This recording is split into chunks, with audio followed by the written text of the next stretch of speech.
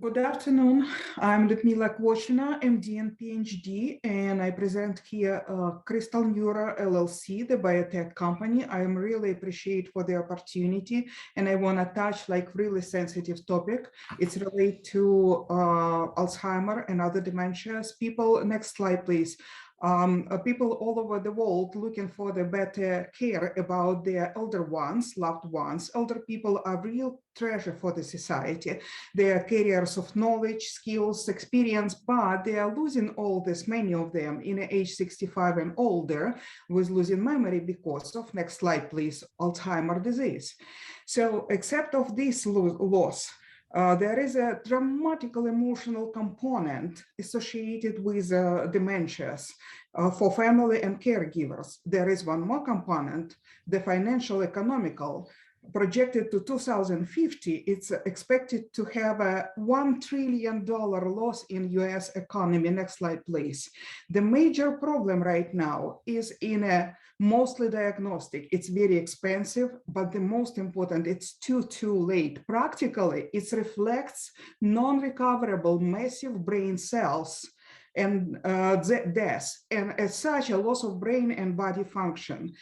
The solution, which is Crystal Neuro proposing, is easy, applicable, not expensive diagnostic kit based on a contemporary, including nanotechnology and nanomaterial, which will detect the early biomarker of the disease, or let's say the indicator, molecular indicator of the disease, years, if not a couple of decades before the symptoms will appear. Next, please. Patent is already filed back in December, and adult people in age 45 and older will be proposed to be tested at annual physical exam with increment 5 years to retest until the disease marker will be detected. And that's what the point to start treatment years before the symptoms will appear. Significant addressable market for this issue.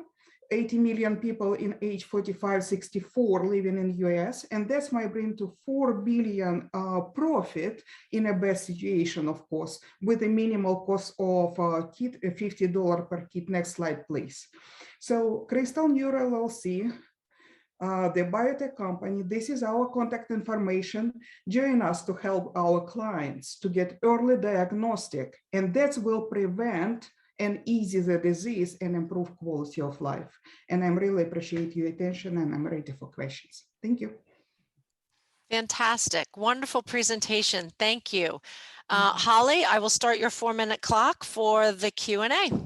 Fantastic. Why don't we start with Rach this time? Thank you. I appreciate it. Hi, wonderful presentation. I'm very interested in your product. So Mila, can you tell me a little bit more about your team and how you created this patent?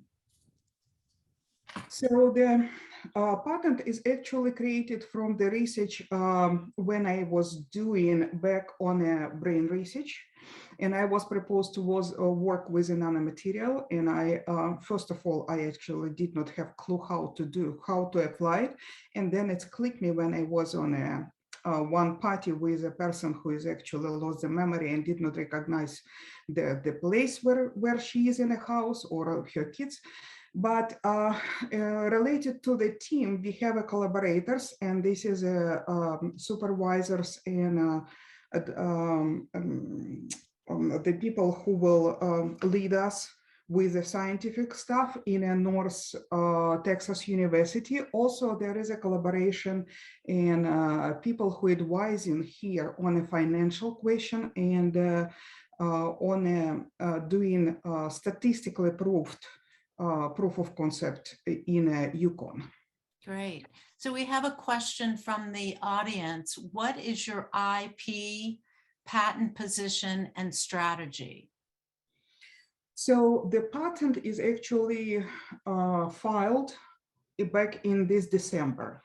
1 year ago, we filed the preliminary patent, and now we placed. So we are waiting for results. We did not hear anything yet, except that it's accepted.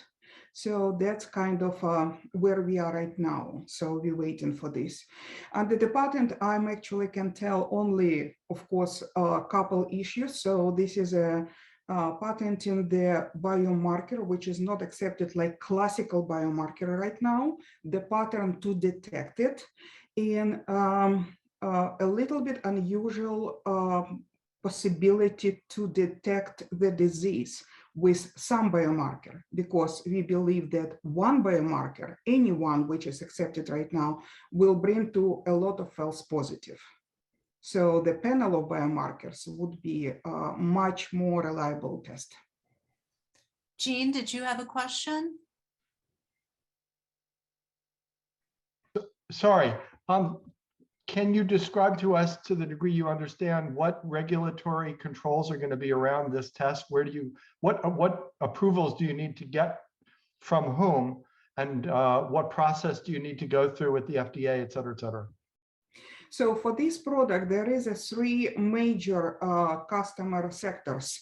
The research laboratories that we don't need like really much regulatory approval, except like agreement with university rules or whatever research lab rules. The second one, veterinary application, because animals subjective as well to the dementias and Alzheimer. So that we need to figure out. And for the human use, of course, it would be FDA. So that would be quite a significant regulatory approach. So we have another question from the audience. Who is your buyer? In other words, are you selling this to general practice doctors that they would use during a well visit, or would it be outside of GPs? So as I mentioned, for the laboratory, for the research use, this is mostly like research labs. Would it be commercial? Would it be academic? Second sector, veterinary clinic, that's mostly the diagnostic laboratories. And for the human use, that would be like two directions. We need to figure out how we can work with insurances, but the diagnostic centers with themselves would buy from us, and the primary doctors and the neurological department of the hospitals. And we considering if that would be possible with regulation. It's what depends on FDA to sell to directly to patient who goes to a physical exam. So that's we cannot say for sure. Thank you so much. I think we're out of time. Great presentation, Mila. Thank you very much. Awesome. We're moving on.